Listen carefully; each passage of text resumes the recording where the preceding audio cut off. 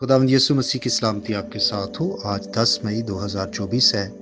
मत्ती रसूल की मार्फत लिखी गई इंजील मुकद्दस के आयत बाय तफसीरी मुताला को जारी रखते हुए आज हम 23वें बाब की 25वीं और 26वीं आयत पर गौर करेंगे और इनमें यूँ लिखा है, ऐ रियाकार फकीयों और फरीसियों, तुम पर अफसोस कि प्याले और रकाबी को ऊपर से साफ करते हो मगर वो अंदर लूट और नापरहेजगारी से भरे हैं।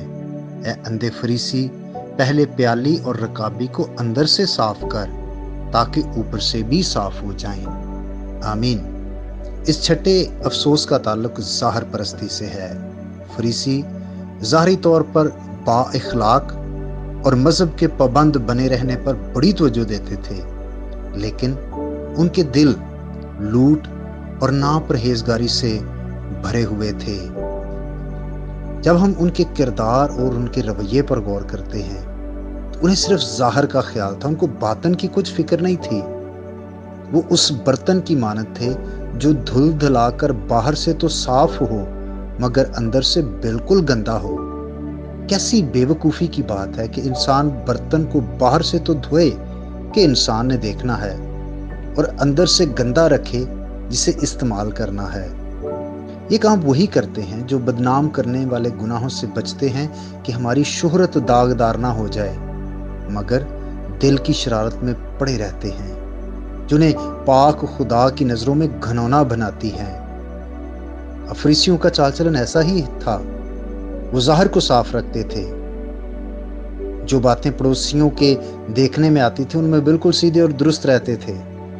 लोग आम तौर पर उन्हें रास्तबाज और नेक समझते थे, लेकिन वो अंदर से लूट और नापरहेजगारी से भरे थे। उनके अंदर नापाकी थी। वो लगते तो दीनदार और खुदा परस्त थे, मगर ना वो रास्तबाज थे ना वो परहेजगार थे।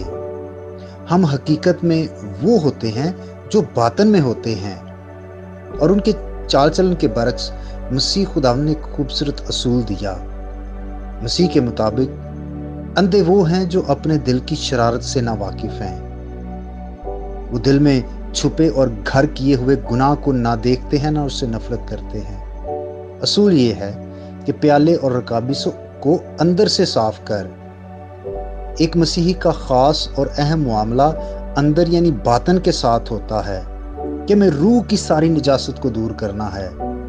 उन गुनाहों को पूरी दयानतदारी से दूर करना चाहिए जिनको सिर्फ खुदा की आंख देखती है, क्योंकि वो दिलों और गुर्दों को जानता है। पहले अंदर से साफ करना है। जब हम अपने बातन को अंदर को साफ करते हैं तो हमारा ज़ाहिर भी अच्छा हो जाता है। ज़रूर है कि हम अपने दिल को साफ करें हर तरह के गुनाह, गंदगी, नापाकी और बुरे ख्यालात से। खुदा हम सबको ऐसा करने का फजल बख्शे। आइए हम दुआ करें। प्यारे जिंदा जलाली बुजुर्ग आसमानी बाप, हम यीशु मसीह के नाम से तेरी हुजूरी में आते हैं, झुकते हैं और शुक्रगुजारी करते हैं कि तू हमसे प्यार करता है। हम तेरी हुजूरी में इस बात का इकरार भी करते हैं कि बारहा हमने ऐ खुदा अपने कामों से, अपने किरदार से, अपने चाल चलन से तुझे नाखुश किया है। हमें मुआफ़ कर और फजल अता कर कि ना सिर्फ अपने ज़ाहिर को बल्कि अपने बातन को, अपने दिल को, अपने ख्यालात को, अपने नज़रियात को पाक रख सकें। ऐ पाक रूह, हर रोज़ तू हमारी मदद कर ताकि हम नए बनते चले जाएं।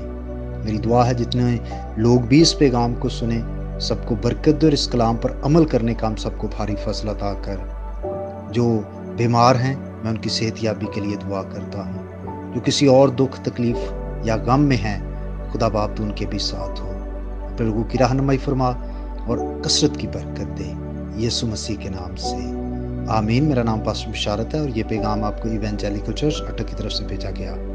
तक हमारा चैनल सब्सक्राइब नहीं किया तो अभी सब्सक्राइब करें और बेल आइकॉन को क्लिक करके हमारी लेटेस्ट वीडियोस के बारे में अपडेट जानें।